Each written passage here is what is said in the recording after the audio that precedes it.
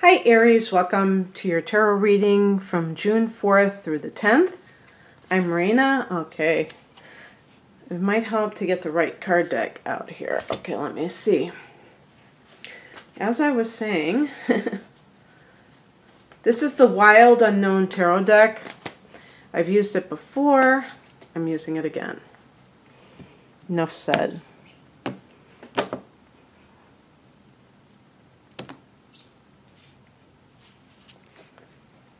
Okay, well, two cards came out, so we're going to have those as both the focus cards. Oops, sometimes they're stuck. Okay, well, I was saying, well, maybe they could be more than just a marital situation, and I got the Lover's card in the, wow. Interesting. Gosh, you're getting so many major arcana cards. It's so interesting.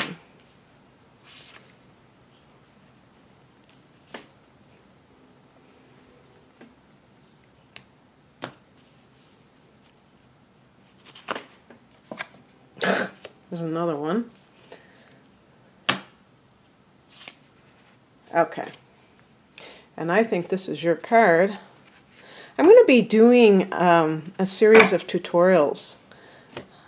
And I'm going to do it on YouTube. I was going to do it on Vimeo, but I think I'm just going to do it on YouTube. And I'm going to do pairs of major arcana cards. And I'm going to be talking about them more in depth. And so stay tuned if that's the kind of thing that interests you. Then these are going to be, I'm thinking each video is going to be about an hour long, so they're not going to be just very short videos. And I plan to do them in the pretty near future, so if you're subscribed, you will get a notification, hopefully. And you can just, if you're not subscribed, just check back. If you're interested in that sort of thing, of course. Okay, so this is a general focus, and the two cards that I got for the heart of the matter, one was the Ten of Cups, which is an interesting depiction. All those rainbow colors. Actually, other decks show a rainbow like happily ever after type of thing. Ten of Cups and the Judgment card. Well, the Ten of Cups is actually a card that's associated with marriage. So you have marriage and you have judgment. I suppose it's possible that some people are finding the person that they should have married at the same time that they're getting divorced. I suppose that can always be. But let's keep going because there were cards that suggested possibly otherwise. But I do want to say about the Judgment card is that it is a card of karma. And when people understand karma better, they understand that it's not about punishment. Sometimes I think Aries, because of Aries being ruled by Mars, and Mars is the god of war, is that there's this aggressive edge to everything that relates to, you know, transgressions in life. So somebody does you wrong, you have to have a show of force. You have to fight back, whatever that means. I'm not even saying it has to be physical, but there has to be a reaction to everything. And really, with karma, it's saying that the word karma means action. So action, whether you do something good or bad, that generates karma. That generates more action because you're acting, and it creates a ripple effect. And the more you can get away from looking at it as condemnation, did I say condemnation?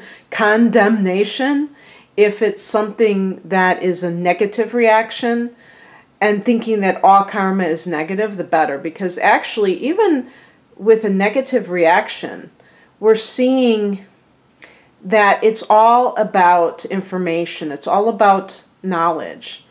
of knowing what you're doing and how it's affecting others. So if today I broke a glass plate. If I drop something that's made out of glass, well, actually, that's a long story because I dropped a mason jar that broke the plate, and the mason jar survived the fall. But typically, if glass is fragile, if you have a plate or ceramic plate or something and you drop it, with the law of gravity, it will break, and it's not because you're being punished. It's just, part of the law of physics or whatever. I'm not really good about that kind of thing, but whatever that is, it's a law, and it's not, saying you are so careless, you dropped that plate, so you're getting punished for it by having the plate break. No, it's just very straightforward. So, if your marriage, if there's something didn't work out, rather than seeing it as some kind of judgment against you and whether or not you're a worthy enough person, there may have been things that happened that shouldn't have happened, but it is what it is, and it's a learning experience, and you move on. Now, here's the card that is this is what sealed the deal for me, because this is a card of the Lovers as the challenge position. So it could have been that there was an extramarital affair, because usually when we think of lovers, we think of that sort of thing. Now, Gemini is connected to the Lover, so if you were with a Gemini person, that person may have figured into this situation. The happily ever after might have become the, chickens coming home to roost. And sometimes with the Lover's card, there's a choice that needs to be made. Maybe the choice went against your desire. The person didn't choose you, or it can be also that you were discovered as cheating. Usually I don't think of Aries as the person who is cheating. I can see you getting cheated on only because you may be kind of self-absorbed and you're into your own thing, and you don't even notice the little signs of your partner dressing nicer, maybe staying out later. You may be oblivious to that and until it's too late and you can't turn your head anymore about it. You have to face it. But with Aries, it's not so much being in denial as being oblivious, I think, if you were the one that got cheated on. But I don't believe, I'm totally against cheating, so don't think that I'm condoning cheating, but I don't believe that it's always isolated to one party, that the person who's cheating is automatically evil, bad, and the other person's automatically totally spotless.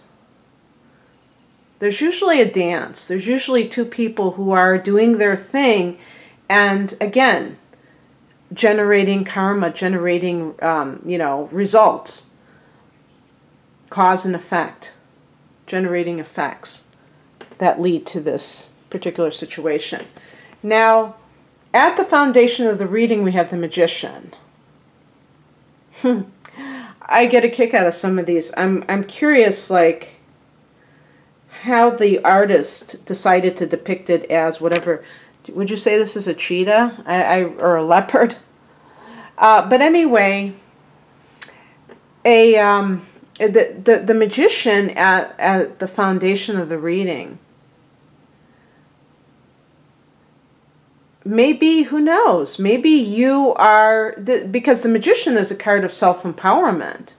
So maybe it was a situation where you were with somebody who refused to make a choice, and you made it for him or her because you really believe in your own power.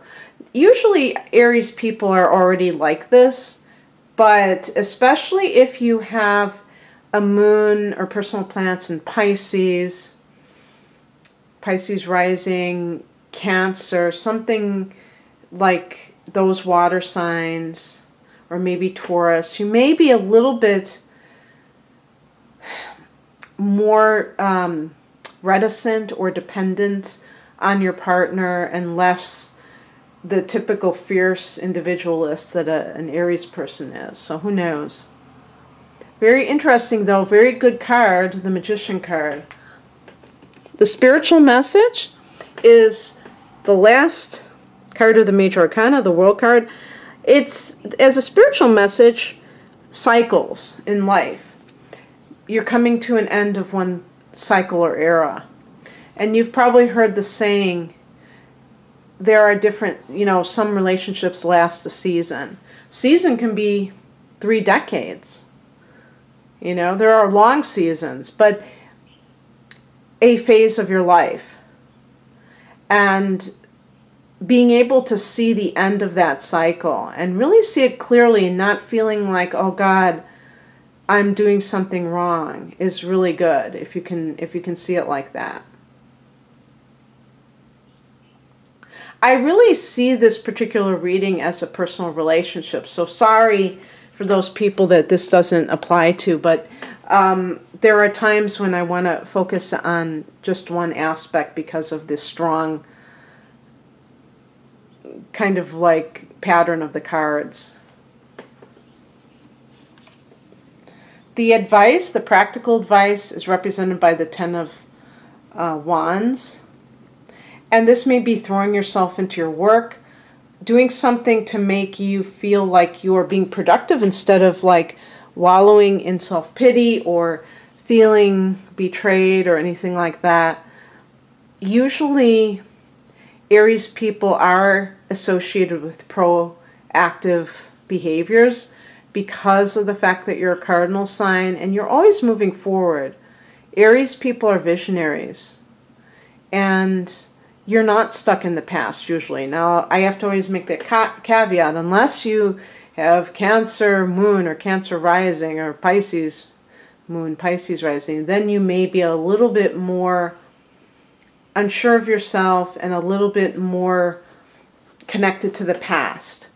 But in general, Pisces, Aries people tend to kind of burn the past and feel like the past has no place in their life. Aries is impatient, so Aries does not want to even live in the present, let alone the past.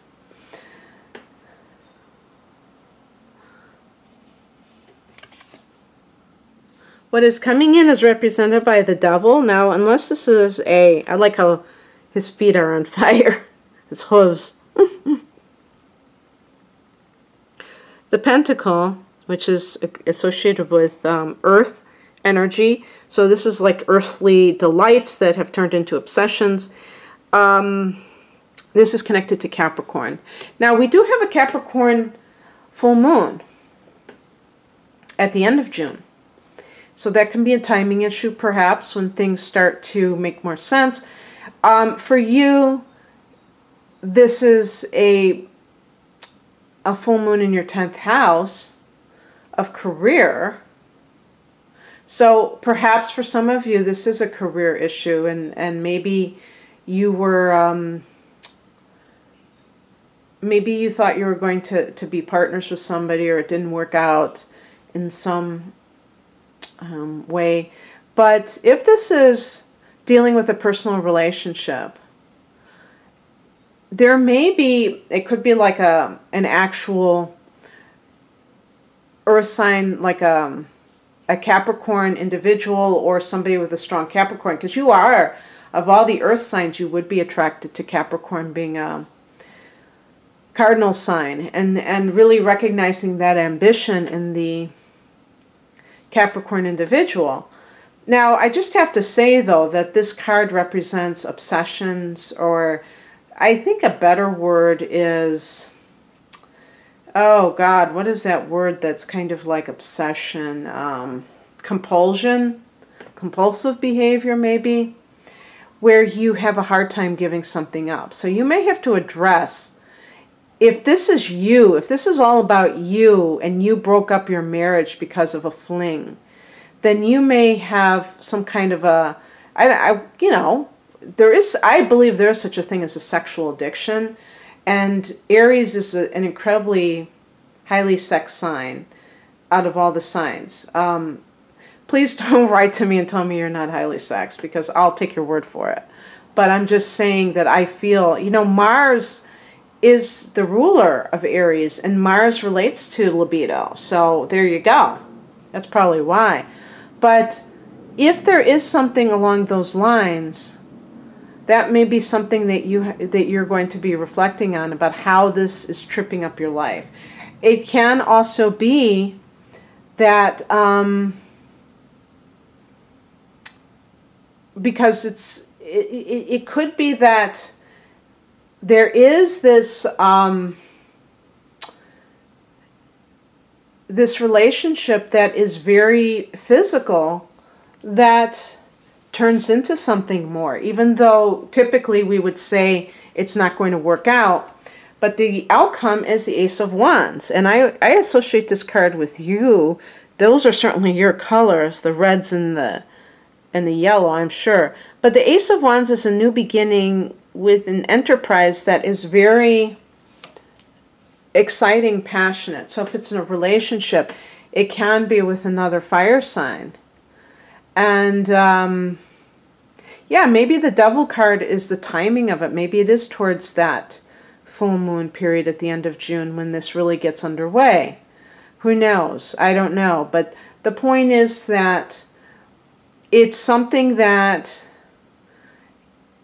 it makes you feel alive, whatever this thing is. Maybe you were in a situation where you felt like the relationship had run its course, and you are the kind of person that craves new situations a lot. So that might be one thing that trips you up, but who knows? Maybe not always. Maybe if you find the right person who can keep that fire stoked within you, then you're going to be faithful and you're going to stay there. Now, the Ace of Wands can also point to some kind of entrepreneurial, I can't say that word, entrepreneurial endeavor, that, so your own business that you launch or something like that. And you may feel this sense of excitement and independence if you've been working for somebody else. So who knows? Hopefully some of these cards resonated with you, Aries. If you'd like a personal reading, the link to my website is below, rainemoonAstrology.com. Take care. Bye.